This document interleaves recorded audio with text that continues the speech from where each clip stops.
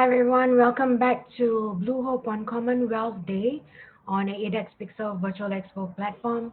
The session that we have at the moment would be on WWF Malaysia Sharks Showcase. I'm here to introduce our moderator that will be moderating this session, none other than Amy Dangin. And Amy, over to you. Thank you once again, Nora. Hello. For the benefit of those who have just tuned in, I'm Amy Dangin, and I'm a radio presenter with KK12 FM, a local radio station here in Kota Kinabalu. And maybe, as mentioned by one of our panelists just now, you would know me better if I say, kotor, sapu-sapu dulu, baru kamu kenal kan? Antipatrin. So, that's a very famous character. Yeah, for those of you who might not know, you can go onto YouTube and search for KK12 FM videos, and you can see my face in me in my alter ego get up. But today I'm wearing the hat of being a moderator for this session where we will be talking about WWF Malaysia Shark Showcase.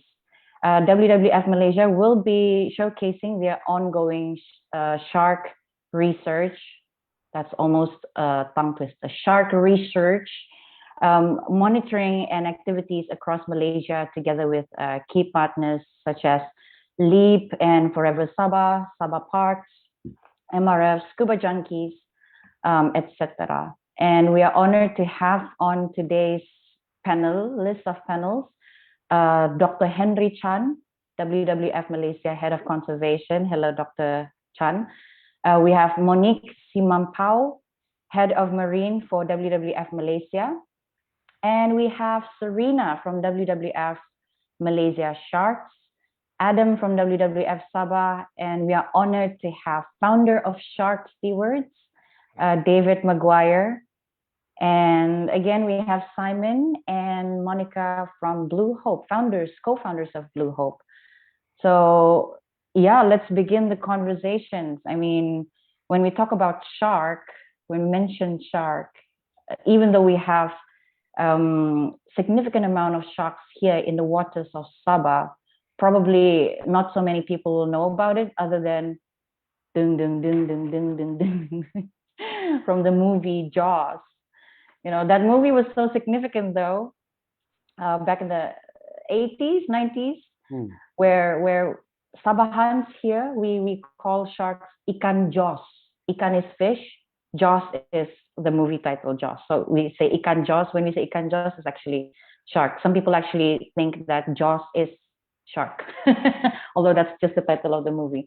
But yeah, maybe we can open with Dr. Henry Chan to talk about what has been the work that WWF Malaysia had taken on in terms of conserving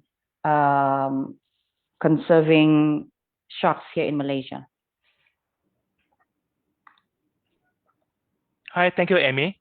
Do we have the video first to be shown? Yeah, sure. Yeah, we can.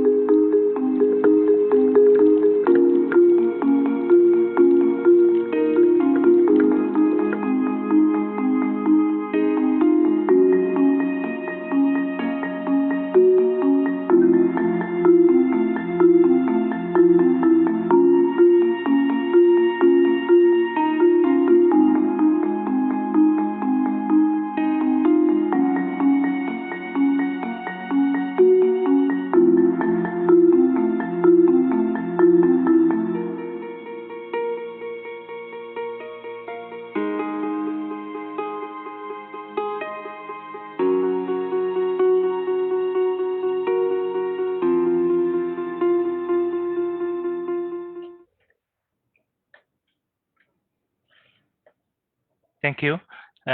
So we can have the PowerPoint presentation up, then I'll start sharing. Thank you, Amy, again. Thank you for the video. That's probably just 0.3% of what we're going to talk about in detail today. While our technical team is getting the presentation ready. Yes, there you are. So yeah, Dr. Henry Chan. Thank you, Amy. The stage is yours. Yeah. Thank you, Amy, and thank you, Anne-Catherine. So I would start off by sharing some of the broad picture work that we do in terms of shark conservation. Next slide, please.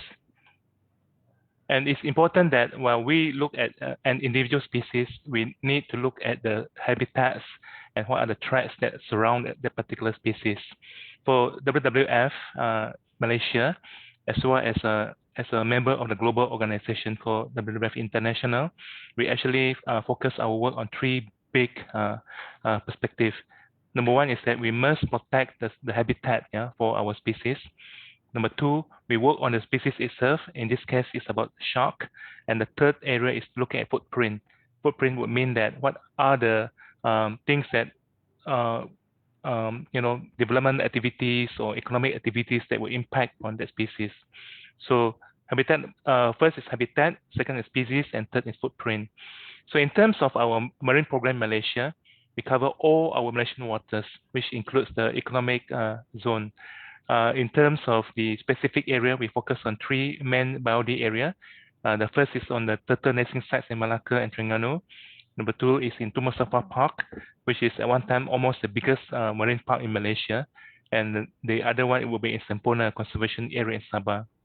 And the third will be in Sarawak, focusing on dolphin conservation in the delta of the Rejang River. And in terms of species work, our work covers shark and ray conservation across the country. Next slide, please. So in terms of sharks and rays, Malaysia being in the tropical waters as well as part of the Coral Triangle, we have a very rich diversity of sharks and rays.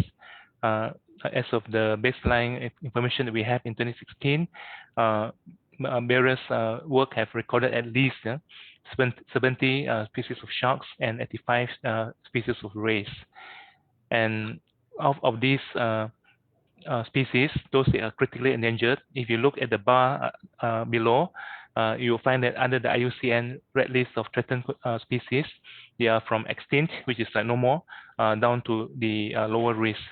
So in terms of the scalloped hammer shark, is critically endangered, and for pelagic is endangered. So it's represented by the acronym CR is critically endangered, endangered is EN. Yeah. From there on, we see that the sharks threatened with extinction are 22, and for rays is 41. Next slide, please. So why should we conserve sharks and rays? Like jaws eating us, right? Why bother doing that? Rays also, right? They are quite, if you swim in the sea and you happen to swim near them, the tails may give you a shock. So why bother doing that? No, it's important to look at the species in the marine environment, that different species play different roles. Yeah. So sharks, right at the top of the food chain, they actually ensure that the health of our ocean and people who depend on them. They help to reduce the population of the species. Otherwise, it will be overpopulated. So our goal in the WWF Malaysia is that in 10 years' time, by 2030, the interaction of shark species and fishing activity will be minimized through effective management compared to the 2022 baseline study. Next, please. So where do we work in Sabah? Since our focus of the work here now, we are talking about Tun Musafah Park earlier, which is about 900,000 hectares of the marine waters. And in Sempurna, we work around the area. So in Tun Musafah Park, which is a protected area, we look into protection of the different zones for conservation, for ecotourism, for community use, for sustainable fisheries, and so forth. So in terms of sustainable fisheries, which is to ensure that how we catch our fish do not cause harm to species that we shouldn't even catch, it's called by catch mitigation initiative. how we improve on the fishing methods so that sharks and the rays do not get trapped. Likewise, in Sampurna, we do the same. We also undertake research which deals with identifying the species, what is the population, what are the problems that they're facing, and so forth. Now, with that, I would like now to pass on to my colleague, Serena Adams, to talk about shark conservation. Over to you, Serena. Thanks, Henry. But I think for the next slide, it's actually Adam. So Adam Payne from Kudat Sabah will be presenting his work primarily in TMP, and I'll take over after that. Thanks. Thank you. Okay, hi. Thank you, Dr. Henry. So, hi, my name is Adam, and I work as a Marine Conservation Officer for WWF Malaysia. I'm based in Kudat, and currently one of my main focus is on the shark surveys in Tun Mustafa Park. So first of all, I want to give a brief introduction of Tun Mustafa Park itself, or TMP as we call it. It was first suggested in 2006, and after 10 years of consultation and hard work, it was finally gazetted and officiated by the Chief Minister of Sabah on the 24th of July 2016. Yeah. At that time, it was the largest marine protected area in Malaysia, and now it still is the largest collaboratively managed marine park in Malaysia. Collaboratively managed means it is not only governed by one entity, but managed by Sabah Parks together with other enforcement agencies such as Marine Enforcement Agency, Fisheries Department, district offices, and most importantly, together with communities within the park. So TMP is registered as an applicant for IUCN Green List by Sabah Parks, where this is in line with Sabah Parks policy, which is to attain global recognition for their parks. And also WWF supports this vision as it aligns with the New Deal and Nature for People. Next slide, please. So since 2017, I and a few members of our ground staff here in Kudat have started doing a baited remote underwater video, or BRUV in short, specifically targeting shark and ray species in order to assess their abundance and hotspots around TMP area. So as of now, we have completed 243 BRUV surveys focused on the west coast of TMP, and the current results are only 23 sightings for the moment. So from these results are 7 of sharks and 16 of rays, comprising of 2 shark species and 3 ray species. Yeah. So the current results indicate less than 10% of sharks and ray sightings, which could indicate there has been a depletion in TMP. So maybe. Having said that, the surveys will continue up till June this year for the final results. So after this, we'll continue on the east part of TMP. The challenges we face are, of course, number one, weather. As we know, TMP is situated at the northern tip of Borneo, where we are hit by both the southwest and northeast monsoon. So we have to monitor the local weather forecast constantly before going out. Another thing is navigational hazards are also an issue, especially in the east part of TMP, where we find vast areas of shallow reefs. So it could be quite dangerous at some times. Another issue we and I think everybody faced is the COVID pandemic, which set us back in our work almost a year. Almost a year we didn't get to do our work. So next slide. Okay, so apart from the surveys we did in TMP, I would like to highlight a global finprint study, which have already been completed, which have already completed a 5-year long study in Malaysia with the same method, the BRUV method. And the areas covered were, for example, Perhentian and Tioman Island in West Malaysia, and in Sabah around Sipadan, Tunku Abdul Rahman Park, Tun Sakaran Park, as well as other sites in the Sampurna region. And also, the results show only 18.4% of BRUV surveys recorded sharks, where the most abundance was recorded at Sipadan, which is already a fully protected area. However, I think Malaysia has a great potential to increase its shark population when good management and enforcement are put in place. While monitoring and improving spatial protection is crucial, we also need to look into other areas that are beyond the MPA, or in fishing areas. So with that, I would like to pass the floor to Serena to speak more on that matter. Thank you. Thank you, Adam. Thank you so much. So I think as Adam has highlighted in his work in MPAs and monitoring, so I will be speaking more about the fisheries component and as well as the aspect of bycatch. So next slide, please. Right, so the biggest threat for sharks indeed is overfishing. And it's one of the reasons why they are among the most threatened marine groups or the marine families. As because we're taking them out as faster than they could reproduce, given that the species are generally slow growing and they produce very few young. And in Malaysia, they are called as a bycatch. In other words, they are often not targeted and is accidentally called with other commercial fishes. Next slide. Next slide, please. Yeah. So this is to show you what are the major gears that are contributing to the bycatch of sharks and rays in Malaysia. And as you can see, there's three main gears. And first, we could go with long lines. So long lines are often fishing gears that are being used to catch open ocean species, such as your tunas.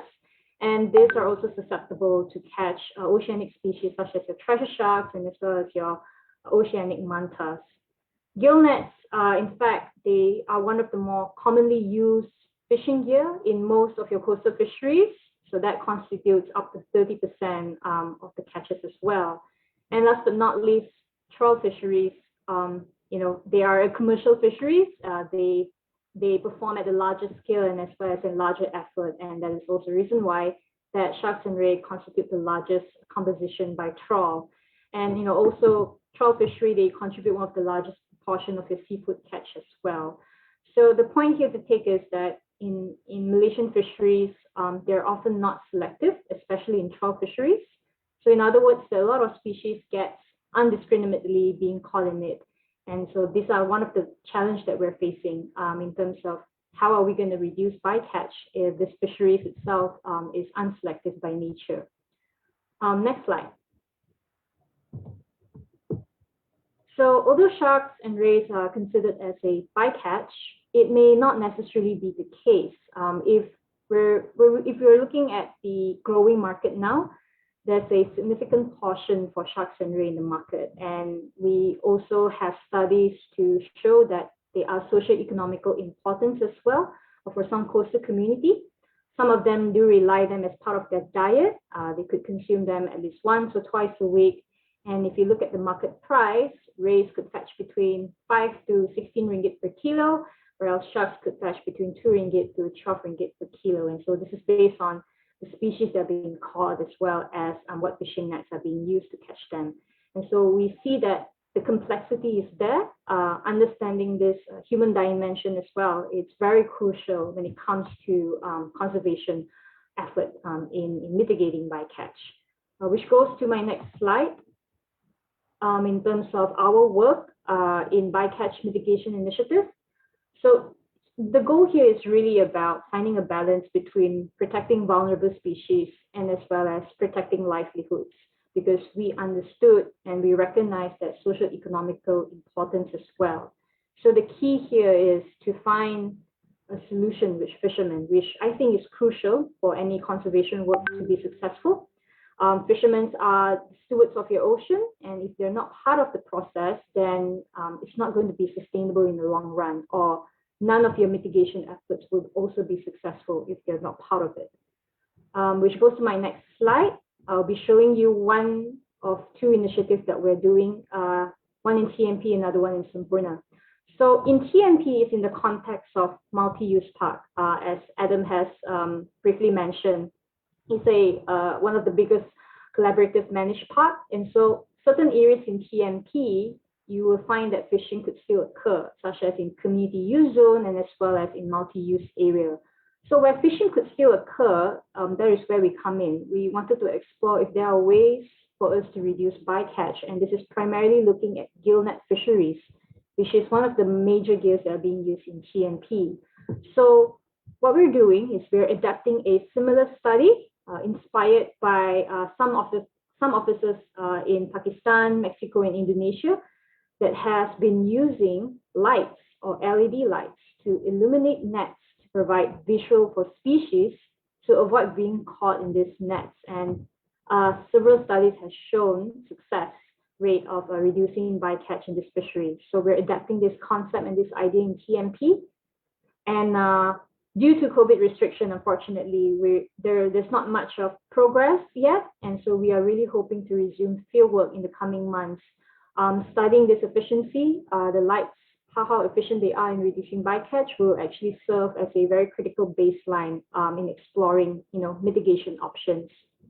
So another initiative that we're doing is in Sampurna. Could we go to the next slide? Yeah. So in Sampurna, it's another approach, and this is about testing or comparing the efficiency of using C hooks and J hooks in tuna fisheries in Mabo. So this is part of the Fisheries Improvement Project, or known as FIPS in Mabo. My colleague there, Fazli, he has distributed C hooks to almost 90 fishermen. So generally, J hooks are much more widely available and is also one of the conventional hooks that fishermen usually use in handline fisheries. So C hooks were recently being introduced because due to the fact that they are more durable, and they also are able to improve catch quality because most of the fish, they don't swallow them, and it causes little to no damage to their internal organs, and they are much easier to remove. The hooks are much easier to remove. So, we're testing how efficient they are in reducing bycatch, and as well as, most importantly, if they are affecting their targeted catch, because what we don't want is that, any mitigation effort is to affect targeted fisheries. So that is also the focus of our study. So it's going to be a pair trial study where we will involve 2 fishermen. And so after the study is completed, we are very looking forward to encourage the use of the best identified type of hook, which in this case is C hook. We really do hope that C hook could show positive result in reducing bycatch. So I would say there are many other options to consider, and this includes and not limited to what we are currently doing, which is the usage of lights and the use of C hooks. So there are a number of studies that are being done in terms of restricting different gears, having spatial fishery closure, having sustainable catch limits, and as well as even catch release programs to reduce bycatch in fisheries. So with that, I would like to emphasize that there is an urgent improvement that's needed in our fisheries to minimize bycatch, and this could either be a priority as part of the National Plan of Action for Sharks in Malaysia.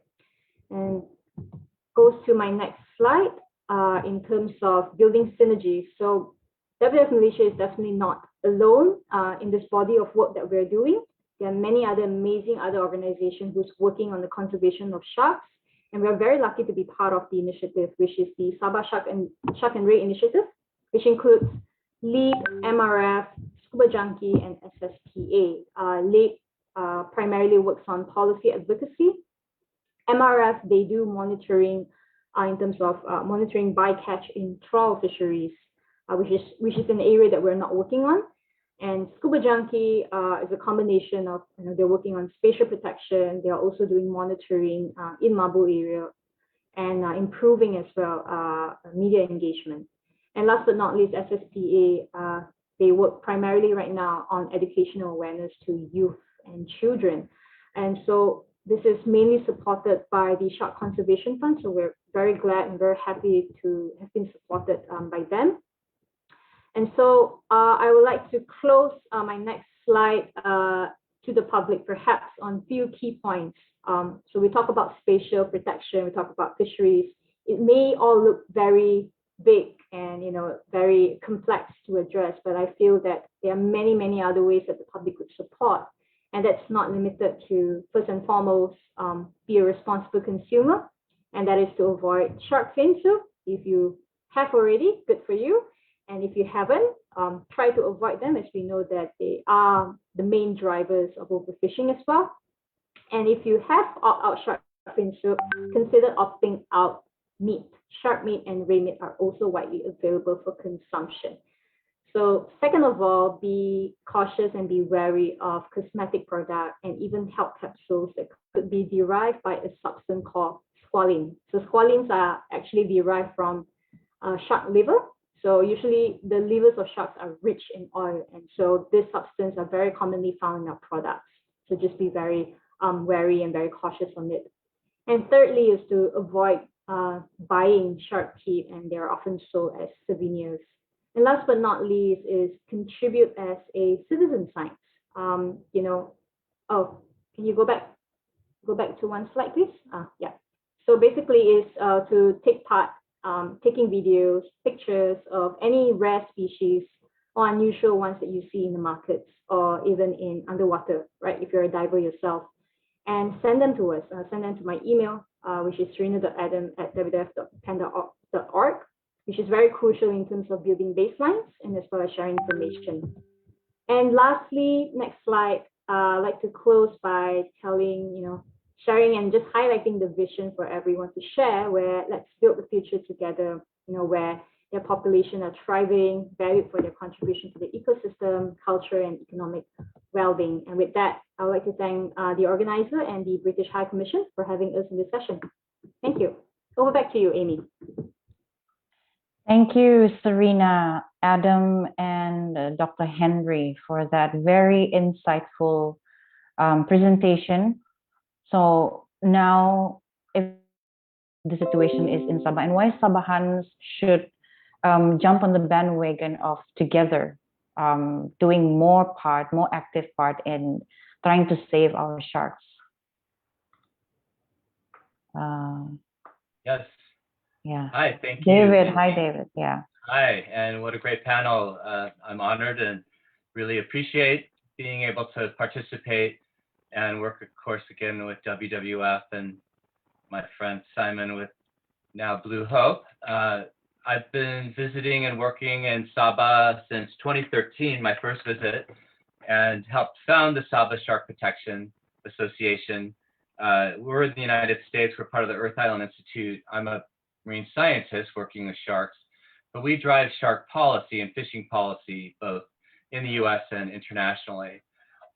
We introduced laws to actually control the trade of shark fin, because shark fin in really the last 25 years has been the largest emerging threat to sharks globally. It's estimated that maybe 100 million sharks are killed each year, and that's on the decline because those species are on the decline. Globally, there was a study that just came out, 71% of large ocean sharks and rays have declined in 50 years. 71% of that whole entire population of hundreds of millions of sharks in the ocean. So it's not just an issue in Sabah or the Coral Triangle, it's an issue internationally. Particularly in the Coral Triangle, where you are very fortunate to be, and whenever I'm there, I'm very happy to dive with that incredible biodiversity that Dr. Chan mentioned. 25% of all species live there. It has the most incredible richness, and it is such a treasure chest and such a wealth, and there are so many people and organizations like Scuba Junkie, like some of these grassroots efforts, people who do care. So that encourages me. I know there's a lot to save and a lot of people want to save it. Serena mentioned shark fin soup. It's the Lunar New Year. I think it's still going on, but it's the highest level of consumption of shark fin soup. So Malaysia, unfortunately, moved up to number 2 in global shark fin imports. It's a large consumer, and one of the concerns is seafood tourism. You're selling your seafood too cheaply. There isn't a lot of tourism now, which actually has hurt a lot of resorts and hurt ecology and protecting local resources as well. So we're all in a boat that is not floating as well as it used to. But let's hope during 2021 we can all work together to make the ocean healthier.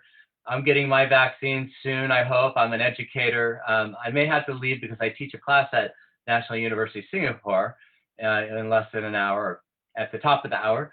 But I think engaging youth, to answer your question, really, it's like Eric with the SSPA, he's reached thousands of Sabahan youth, teaching them about how important the ocean is, how important sharks are, how you are connected, how we all are connected to each other and the ocean, and how it's important to protect the symbol of ocean health for us all. So I think hopefully COVID has made us aware let's leave the wildlife in the wild. Let's leave the sun bears. Let's leave the pandas. Let's leave the pangolins.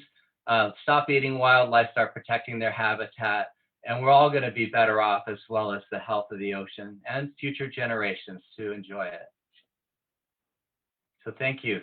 I will put a link into a report that we did, funded by the Shark and Ray Fund generously, and that work is still going on. And there's hopefully will be another conference with the parties getting together and really trying to drive some of this conservation. So there's a link there. You can look at our recommendations, and I think some of the solutions are really low-hanging fruit to protect sharks in Malaysia and in Sabah.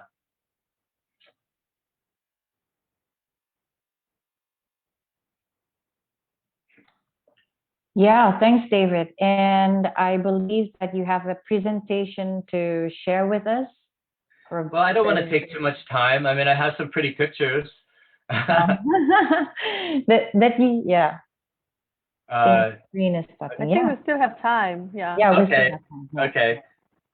So, you know, Sabah, this is Sipadan, has some of the most amazing dive spots in the world with this incredible richness and diversity. And as Dr. Chan, I believe, said about, this is one of the most protected areas, and it's working, and it's supported by tourism dollars. And these divers are paying a fee, and this is a protected area, and it shows it works. There used to be resorts there, they were removed, there's no more sewage, there's very little plastic. It is really an amazing place. And it's conjunction with the UN goals, the Convention of Biological Diversity, our own country, the United States, to protect 30% of our ocean by 2030, to protect this incredible biodiversity. And a lot of that can be protected through divers, through citizen scientists, through people who care and are passionate and who want to get into the water and engage and stop this incredible destructive practices, this massive decline of ocean life, this threatened of species that are endemic. They only live in Borneo or Sabah waters, and they're on the decline. So there's a large movement that we're happy to be proud of, providing data and recommendations, as well as an economic study taken by the Australia Institute of Marine Sciences that showed that $55 million US to 221.85 million ringgit per year are brought in by dive tourism services who want to come and dive Sabah reefs and see sharks and rays. And so this is all these other associated, the beds, the drivers, the boat people, the people who cook, all these jobs are being generated. That's a lot of money, and that's worth far more than $100 for a set of shark fins, or really like 10 or 20 ringgits to the poor fishermen. So getting divers in the water, bringing people from across the nation, celebrating sharks. Let's start a whole new decade. Let's start a whole new millennium protecting sharks, not eating shark fin. We need more data. We did one of these in 2018. Let's all jump in the water, I hope, get all the divers involved and get this data, not only using the BRUB data in the Tun Mustafa, but some of these dive data, and look at where the hotspots are and start protecting them permanently. So I'm very proud to be part of this and with all of these great partners, as well as people who fund me. And dollars count, and this is the golden goose that keeps laying the egg. So let's not kill the goose, let's protect the sharks and save the ocean. So thank you again. I hope to see you all soon, healthy, and get in the water and fight for Sabah sharks. Thank you so much, David. Thank you. Yeah, let's get everybody, whether you or not you're a diver, or it's something that you've never done before, or even if you don't live near the sea where you are probably directly affected, the main message that everybody has to see that every member of the ecosystem plays an important role in making sure of sustainability, right? And we need more people to see it that way, so that we start to care for something that we may not see in front of our eyes. I mean, you don't see sharks every day, but still they play an important role in the ecosystem, and everybody just has to get in the bandwagon, do our part. Let's talk to Blue Hope. Where does Blue Hope come in on all of this with the work? Yeah, Simon. I mean, I think for me, the uniqueness of Sabah, is the fact that the capital city, Kota Kinabalu, the fact you can still, in fact, around about now, March, April, May, we have visitors that the biggest fish in the sea, the whale shark, comes straight into KK. This is one of the biggest fish in the sea, up to 15, 18 meters. This is a plankton feeder, and the fact that you can go for a dive or go for a swim, you can see this animal, you can still see turtles, you can still see black-tip reef sharks in KK. You pop up from a dive and there's Mount Kinabalu, there's Hong Kong Bank. That is what's so special about Kota Kinabalu. That's what's so special about Sabah. That's what's so special about Sabah Plastic Neutral. We're talking plastic is just a gateway issue to all the environmental issues. We use plastic, everyone uses plastic every single day of our lives. So it's really just a conduit into all the environmental issues. And the fact that Sabah, Kota Kinabalu is one of the last bastions of biodiversity. There's no other capital city on the planet where you can swim with a great a whale shark, a turtle, see a proboscis monkey, see hornbills, all within 10 minutes of Hong Kong Bank, and then jump on a plane and go and see pygmy elephants and go and see orangutans. It's unheard of. And that's his value. And so what we're looking to do is to bring that value, appreciate that value. The world will follow and support and get behind Sabah at such mission critical time. So it's really all about value, and the apex predator is the most valuable of all because it governs the whole wealth and health of the whole food chain. But the fact that we have it here still in Sabah for now, and obviously out on the islands in Sipadan and Mabul and all the other locations, Langkawi, is what makes Sabah so special, which is really one of the hallmarks of Sabah Plastic Neutral, which we're launching today as well. Just over to you, Monica. What does that mean for the livelihoods of people on the ground? Monica, you're on. Yeah. Yeah. Sorry. Yep. It's so interesting. I mean, this is my first time to have all the shark specialists on board in our Blue Hope platform.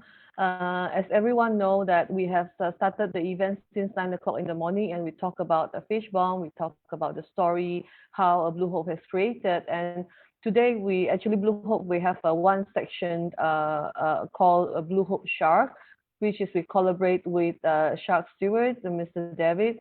And of course, before I elaborate more, Simon, I think we should, I don't know, I mean, we should make this few key people as our official platform partner to kickstart our Blue Hope Sharks real soon. And yeah, me as I'm Monica, and I'm a co-founder of Blue Hope, and I'm a scuba diver for 23 years. And Mantanani is my playground since I was baby, since I was kid. So watching about whale sharks, dolphin, oceanic manta, marble ray, you name it. I've seen that, and slowly it's declined. It's no more like 1990s time when I was going out to the sea with my father. So as a stakeholder, I'm not marine bio, I'm not a scientist, I'm just a citizen science as a scuba diver, like Serena said. We still have a lot of us sightseeing sharks appear in our water, especially from Kudat side until Kuala Penyu. But yeah, we need more divers to go out there and take the data, especially like in Sipadan and East Coast side. We still have sharks in our water, but the challenges here, as me as a voice, as a stakeholder and community of our Sabahan, a lot of the community are not aware the importance of this apex predator, because myself, I've been active in talking to the community, tell them not to eat shark fin, not to catch sharks, catch sharks inside there. So if they, we even have I even have a program and talk to the villagers, the fishermen, which I took me 7 months to convince them. If you see or if you catch any shark, I want it live, and I buy the sharks from you alive. Put it into my catch, my conservation shark cage, and I will pay you for the live shark. You know, I even have that program, and it took me 7 months to do it, and they do understand. And slowly, after at 9 months, they come and tell me, oh, we saw a lot of shark. We catch sharks today. We catch a shark last night, but we release it. Make sure, otherwise you're gonna feel guilty when you talk to me. You know. So I'm the as a voice of a stakeholder. There, I know like Adam has been working in Kudat as well. So we need consistently talking to them, communicate with them, connect the dot, and tell them what is happening around the world, not only in Sabah, and why it is so dangerous if we take out all the apex predator in our water. And this is the information that we really need to talk to them. And of course, the government department are important. That's one of the important point to play the role to save our apex predator in our water as well. It's not about me, Simon, or David, or all of us personnel from WWF talking about chef shark. How long are we gonna say? How long are we gonna do it? You know, I mean, we have been watching all the sharks being catch and chopped, and you know that shark come to the wet market in Kota Kinabalu. Why we taking data on the dead shark? Why not we start taking data what is left over in our water, what is remain in our water? So protect that remaining live sharks in our water. So I mean that's my point of view, and of course we have a planning action plan in our Blue Hope Sharks, and then hopefully once it's finalized and we can share with all of the speaker panelists today, and let's make it happen to be maybe Sabah will be declared one of the shark sanctuary around Southeast Asia, right, David? Yeah, that would be biggest game changer for all of us. It's benefit to all the community, you know, to the people here, not only for the ocean, but to sustain the livelihood for all the human living on Earth. Yeah, I mean, yeah, that's all from me. Thank you so much. Over to you, Amy. Yeah, Yeah. I mean that's spot on. But it's all about value, apex predator, and you know, the work that WWF has just shown us with the partners is key, because you can't protect out of sight is out of mind, and until we know what's left there and where it's going from to and from, where do you start? And that's the big problem with marine conservation. So, you know, since David first came here 6-7 years ago, you know, denning the data, you know, 100 million sharks. We've been saying 100 million sharks die a year for the last 5-10 years. It's basically a big number, and it's too much, and basically means we don't know. Who knows if there's David? Are there 100 million sharks left on the planet? You know, the point is we just don't know. So understanding is really key. You cannot protect what you don't know you have, and so the work that WWF has just presented is great, and we need to continue it. So Blue Hope's really excited to re-engage, and we'll be connecting with you all soon and amplifying this great work over UNESCO Ocean Decade with David over here. So it's a very exciting time, and let's keep that story going, and banging the drum, getting people to love Sabah sharks and all the other marine biodiversity. I think we're probably right out of time, aren't we? We've got another panel starting in 10 minutes. Yeah, seems like Mr. McGuire, David, do you have anything to add? I see you unmuting yourself. Yeah, I mean, I just have to go to school. I have to teach, but I just want to commend all the people there, and also thank you, Blue Hope and 8X Pixel, for hosting this. I mean, we can reach such a broad audience, and there are so many passionate people. WWF has worked so hard and done such a great job internationally, not only in the water. I love that blue panda, you guys. tremendous effort trying to protect these endangered wildlife.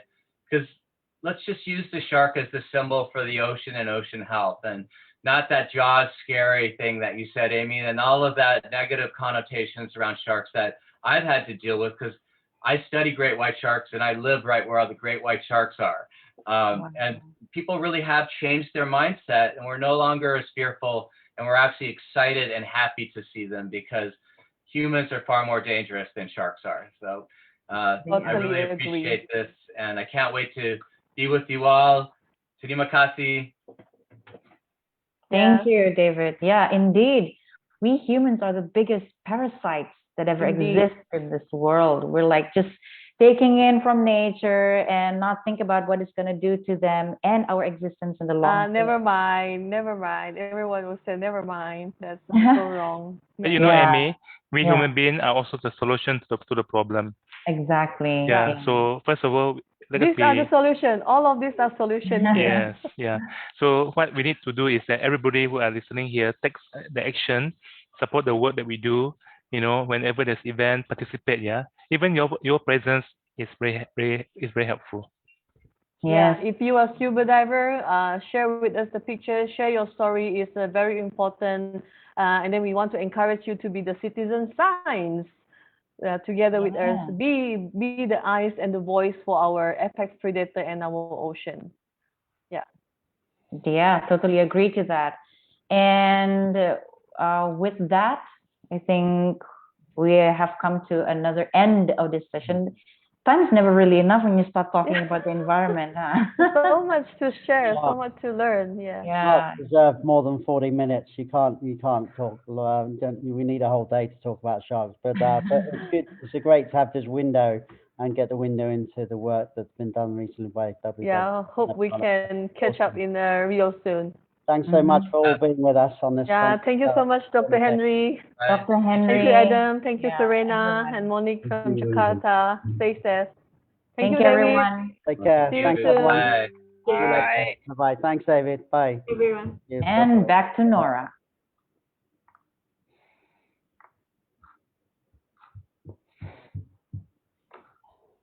Is Nora coming back online to close our session? Yeah. on mute. Thanks, everyone. Thanks, Amy, for moderating this session. And I hope everybody enjoyed this insightful discussion with regards to WWF works on sharks and the apex predator itself. So herewith, just a quick rundown that the next session will be on the next session will be on Blue Hope, South Pacific, and it's going to start at 2 p.m. in 10 minutes time. Herewith, I'd like to thank everybody and see you soon. See you. Thank you. Bye-bye. Bye. Bye, everyone. Bye. Take care.